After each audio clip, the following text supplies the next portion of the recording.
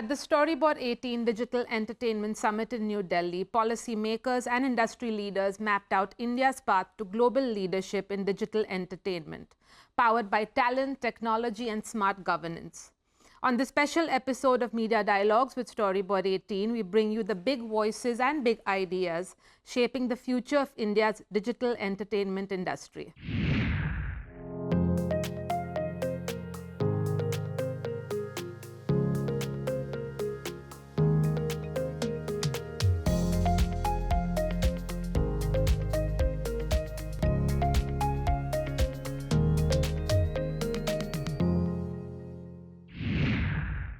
Problem is not gaming, it is excessive gaming and compulsive gaming. So we are into this compulsive gaming, we are against excessive gaming, and we are for responsible gaming.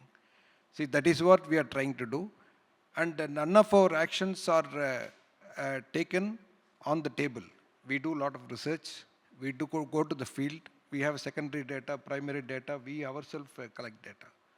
And we have done extensive research with 1,47,000 students, school students, and 17,000 teachers of college and school teachers, and to assess the behavior of the students on online gaming. It includes a lot of details. So the campaign, you know pretty well, the campaign can reach a limited person, but whereas the game can reach anybody at any time. So the campaign has to take its own phase. But now the gaming companies themselves have come forward and they have contributed on campaigning. You know the risk of the children involved in gaming, and the related risk, they also make it known to them so that they also aware of the risk of playing excessive gaming. So Tamil Nadu government has been taking this kind of step for the first time in India. In fact, it is a blueprint for the entire nation, this authority. We don't have anything to learn back from the past or turn the page and learn anything, because we have to invent everything, what is going to be our role, what we should do, what we should not do. We have faced a lot of legal challenges. We have sailed successfully, and we still face a lot of, see, it is part of your process. But still, at the end of the day, the TNOGA is able to deliver what it is mandated. Even now, we are going against a lot of ads which are published by the offshore betting companies and a lot of surrogate ads. I don't know anybody has done that so far. See, Tamil Nadu is not the only sufferer due to this offshore betting. And see, it is very clear why offshore betting companies are targeting India, because they have a huge population and their social life is, mobility is more, and they are able to spend more. So they are trying to target the young of the youth of the India. It is more so in southern part of India where we see that people are, educational level is also more, and they start playing. It is not educated person or youth or children are playing. Even you see people who earn very less, who earn 1,000 rupees or 500 rupees per day, they tend to go into these platforms. So identifying these platforms and taking action is against these platforms are very difficult. And they come in disguise. I don't have to say what are all the disguise they take about, opinion trading. I don't know whether you agree to it or not, but opinion trading, in my reading, it amounts to betting. So we are taking a lot of action against opinion trading companies. See, we all have to come forward. I ask you a simple question: how many of you are endorsing this surrogate advertisement of all these betting companies? Then you should know how many of you are aware that they are doing surrogate advertisements, all these foreign betting companies. Back in 2010, we had the same vision that we had today, right? Which is to put India on a global gaming map, right? That is what we are still after. And by the way, games just like any other softwares, is one of the most, in fact, it's nothing but a software, right, at the end of the day, and one of the most complex softwares to create in the world out there, right? And to do that, it's not going to be easy. And by the way, it's not just one or two company who can do it. It's going to be the entire ecosystem coming together to be able to do that. So yeah, that's the long story short. Rollercool and Dream Game Studios, and now we always, even after being a gaming company, right, we always look at the problem that we need to solve, right? So we have been, I mean, like cricket is like a religion in India, right? But we always notice that there is a big gap in the market, right? Especially if you look at from the perspective of cricket fans, they are not getting the experience that they deserve, right? It's as simple as that. I mean, look at other sports. For example, just look at football, just look at baseball, just look at basketball. When it comes to entertainment, the fans have something for them, right? There are like hardly few games you will know who were IPs, big IPs like couple of decades back, still big IPs today, right? You might have heard of Mario, right? It's not a big IP today, even though people talk about it, Pac-Man maybe. But FIFA, it was in fact first created in 1991, right? It's been like 35 years now. But anyways, just to quickly answer your question. There was FIFA, there was Need for Speed, and there were so many of them. Yes, yes, yes. So to answer your question, Dream Cricket is built to deliver to the fans what they truly deserve, right? To give them an experience equivalent or better than what FIFA is giving to, let's say, football fans. So, like what we say it often internally, why should football fans have all the fun, right? It's time for cricket fans to have fun as well. Definitely, global is a pretty good market.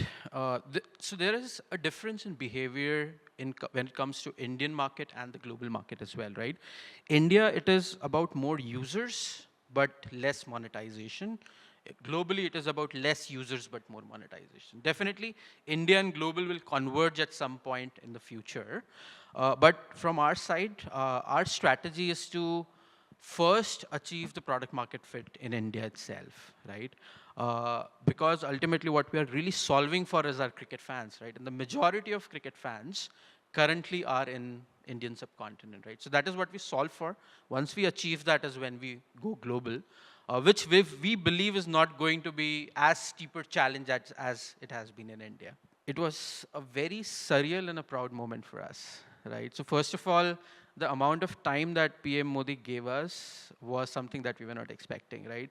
Which actually shows his keen interest in gaming, and the way he was just watching our trailer, spoke to us, right? The attention was phenomenal, right? And he believed that it is one of the stepping stones. I believe all of us Indians, right, love cricket. And once we are able to see something which is able to truly capture its value, it's a big win. So I think what he might have seen is a game from India that he has never seen before. And we got a clear mandate from him, right? He's like, cricket is coming in LA Olympics now, right? So go global, target that, make that your target, right? So we have a PM mandate now for Dream Cricket, so that's exciting. Our country hosted the historic World Audio, Visual and Entertainment Summit, WAVES 2025. It was not just another industry event, but a global celebration of storytelling, innovation, technology, cultural, and traditional exchanges. With participation from 77 nations, WAVES brought the world to India and showcased the immense creative potential we hold. It unified voices across continents, anchored in a shared belief that storytelling transcends boundaries, that creativity has no language, and the technology, when blended with culture, can truly inspire the changes. WAVES featured the global media dialogue, the Bharat Pavilion WaveX, Create in India Challenge, and the WAVES Bazaar. Friends, the government understands the shift deeply. That's why under the visionary leadership of our Honorable Prime Minister Shri Narendra Modi ji, we are creating the necessary policies and infrastructures and ecosystem to ensure this creative revolution reaches every corner of the world. The backbone of the revolution is the Digital India initiative launched almost a decade ago. What started as a mission to build digital infrastructure has now become a comprehensive ecosystem driving progress across sectors from Aadhaar and UPI. I would like to share a few figures that highlighting the magnitude of this shift. India has over 971 million internet subscribers and more than 562 million active smartphones. The media and entertainment sector alone reaches a valuation of rupees 2.5 trillion in 2024. These are not just numbers I am not mentioning here. They are indicators of the society deeply engaged with content, with ideas, with opportunity. Today, India is not merely a consumer of content, it is a prolific producer of stories, formal formats, technologies, and talents. From our smartest town to our largest metros, creativity is flourishing in our country. A shining example of the momentum is India's AVGC and XR sector. Animation, visual efforts, gaming, comics, and extended reality with over 3 lakh professionals and more than nearly 4,000 studios, we are rapidly becoming a global hub for creating technology. That's why our Hollywood movies, post-productions work are taking place in Chennai, in Bangalore, Hyderabad, Pune, like cities. Our Hollywood's post-production works are done by our country, our engineers, our technicians, our skilled manpower. So this type of an emerging trend is happening in our serious efforts. Investment norms. We allowed 100% FDI to subsectors of media and entertainment sectors for the global co-production agreements, initiative under the Suit in India, in Indian policy, and partnership with the international studios are all driving rapid growth. These are more than policy decisions. They are pathway for global collaborations and domestic empowerment. 500 millions, India is emerging as one of the world's most vibrant gaming markets.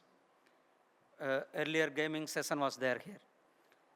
In this digitally empowered era, the youth is involved in online gaming for the purpose of learning, employment, innovation, and cultural expression more than just leisure. Gaming today is an economic sector, a communication medium, and an art form all rolled into one. In this, where once games was seen as an time passer, but now it is an money maker. As the Honorable Prime Minister mentioned, Waves is a movement that is being created. Waves is a movement being created for all of you, for the industry, for the content creators, because this is synonymous with our growth as a nation. This is synonymous with the demography that we currently are in, the youth, the young, the vibrancy of the demography that we have right now. And the media and entertainment industry is completely synonymous with this particular projection. And for our soft presence to flourish across the world, to blossom across the world, it's important that the message that all of us together crafted when we did Waves continues, the spirit continues, the passion continues, the vibrancy continues. And by connecting all the creators within our country and across the world, we are able to make connections across the countries, which was the tagline for Waves, connecting creators and connecting countries. So I think digital entertainment being the core theme in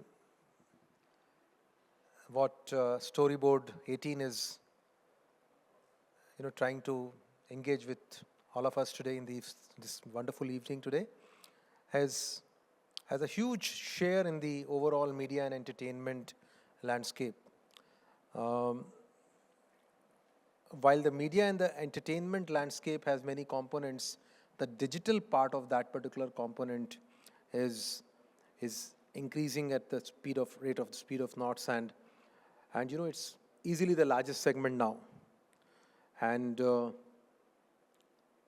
fact close to 55% and above of the advertisement expense. I mean, media and entertainment grows through either advertisements or subscription. And advertisements and subscriptions, the digital segment is now definitely more than the non-digital segment. And which in itself means that for this segment to grow, the digital segment has to grow at a much brisker pace. And all this can allow us to, become a global leader. But still, the journey is pretty long, and we have many miles to go before we can claim that particular spot in this hierarchy. And that's why it's important that our content goes out. And that's how Waves was important, because it was through Waves that we wanted to showcase our prowess to the rest of the world. And the message went loud and clear. Few days back, we had a video conference with the Japanese minister who had come to Waves, and he was having conversation with our Minister of State, who is also going to be coming in the evening for his program. And he made a very important claim. The minister from Japan made a very important claim, and he actually said that he was completely astounded by Waves. I mean, he said that I had not seen an event of this scale in the media and entertainment landscape ever in my life. This is what the minister from Japan said in an open video conference. And he said the creativity, the creatosphere, the kind of vibrancy which our creators were showing was completely unparalleled. All of you would agree that artificial intelligence and generative AI has been transforming every aspect of our life. Knowingly, unknowingly, wittingly, unwittingly. And obviously, the media and entertainment landscape is bound to get affected, and is already getting affected. Now, there's no limit to our ambitions now in terms of what AI can do in the media and entertainment landscape. From editing to dubbing to music production to animation, large number of segments are getting impacted. And it's important that we embrace all these gains and leverage these gains and, make it look, as they say, synergic with our efforts as a young demography, and combine that to multiply the content that comes out of our studios and our labs. When we crafted Waves, the idea was, as I mentioned, was not an event. It was actually a declaration to the world, more a declaration to the world that we are ready to lead the creative economy of the future. That was the overall objective. And finally, we could do it. We had participation from more than 100 countries. Can you believe it? More than 75 countries signed the Waves Declaration. I mean, at the ministerial level, talking about the growth that's required to be done in the creative economies. More than 1,000 companies participated in Waves. I mean, that's the kind of number, that's the kind of size of the media and entertainment industry in our country. Years later, inspired by those memories, I have reimagined this simple board game with the power of technology, and I created Zoopy. At 21, when we started, I didn't fully realize there is a massive revolution and movement happening in entertainment space, specifically in online gaming. Today, through Zupi, we have transitioned an inherently Indian tradition from wooden boards to screens of over 150 million users. It has been entirely built by our talented young Indians. Zupi, I believe, epitomizes what our nation represents today, a dynamic fusion of tradition and innovation, of course, powered by technology. This blend captures the dual essence of India. We have a proud cultural heritage and an unmatched technology advantage. And what Honorable Jajuji was also saying, as leaders in digital entertainment, especially online gaming, our responsibility extends beyond just creating engaging products. We are shaping an industry that deeply impacts cultures, lives, and economies. So currently, India is the largest consumer of mobile games. I think it was mentioned, but not its largest creator yet. If you Google top 10 games that are played in India, only 1 or 2 would be Indian-made. Rest, all of them are built outside India. I believe we are on the verge of changing this dynamic with immense support from progressive government promoting innovation, combined with this huge movement of entrepreneurial energy. India stands poised not just to consume, but to shape the global entertainment landscape. As we speak, all of us know like a tsunami of innovation is coming our way, and it's just getting started, which is artificial intelligence. That's going to change everything about how we create, distribute, and consume entertainment. And gaming sits at the pinnacle of it, because gaming is the only form of interactive entertainment. And that reflects in everything in terms of dollars spent, in terms of time spent, in terms of everything. Gaming is bigger than all other forms of entertainment. But it's not merely about entertainment. It is the catalyst for skill development, education, healthcare interventions, employment, and broader societal impact. However, with great potential comes an equally critical obligation. Technology inherently moves faster than regulation. And this is like one of the key problems that any country has to solve, how to balance between innovation and regulation. If you leave it open, bad actors enter the space. But if you make it too tight, you scare away innovation. So for development and leading innovation in any country, it's very, very important that we nail this balance. So that's why we believe conversations around ethics, user privacy, and consumer welfare must evolve alongside our innovation goals. Robust, transparent, and fair regulation combined with responsible industry practices isn't just preferable, it's non-negotiable as per us. While many in our industry view regulation as a limitation, at Zupi, we have proactively collaborated with all the policymakers because we understand a simple truth. Good regulation doesn't hinder innovation, it legitimizes and it accelerates it. I see my role and ours collectively as twofold: to push the boundaries of what's technologically achievable. As we look ahead, we must also remain ambitious. The technology backbone powering gaming today will inevitably become foundational across sectors, transforming how India educates, connects, and empowers its people. The seeds we plant in digital entertainment today will grow into lasting public goods tomorrow. Like one of the analogies I like to give is like Flipkart was one of the first startups in India. But through that one startup, there are like hundreds of more startups that were born outside it. So we believe all the cutting edge innovation in artificial intelligence and Gen AI is happening in gaming. And from gaming, we believe billions of dollars of adjacent industries are gonna emerge, whether it's been AR, VR, animation, all of that. There has to be a harmonization. And something which is, something which is online, it is difficult to jurisdictionally control it, right? Because parts of it are here, parts of it are on some server across, parts of it are probably in Europe or Scandinavia, and it becomes difficult.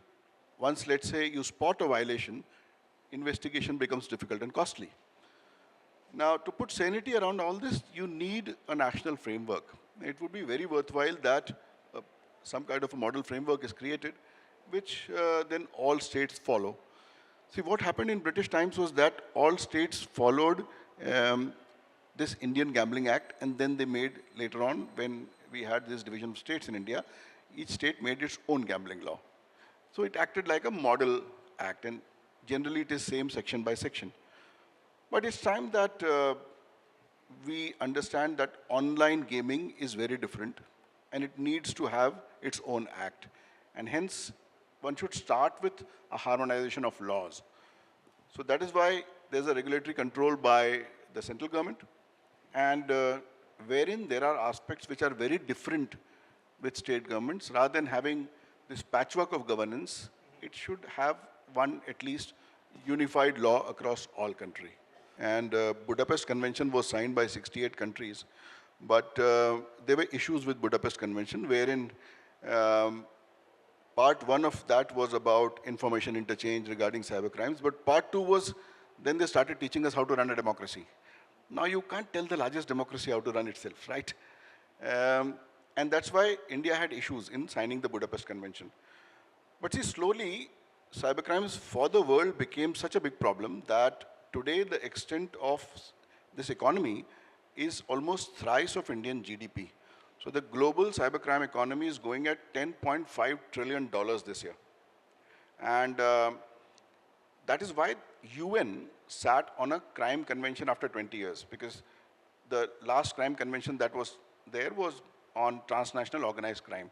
This time the UN actually has come up with a cybercrime convention, which was passed in December 2024.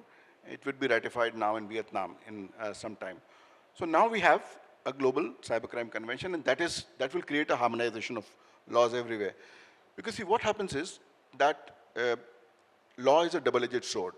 For example, when GDPR happened, GDPR made it very, very difficult to investigate, because if you ask for information, all that is redacted under GDPR, and it becomes very, very difficult to obtain information under, let's say, MLAT. You see, policing is a state subject. So where it comes to policing, where it comes to investigation, collection of evidence, arrests, it's all within the jurisdictional competence of the state, and the state is empowered to do so.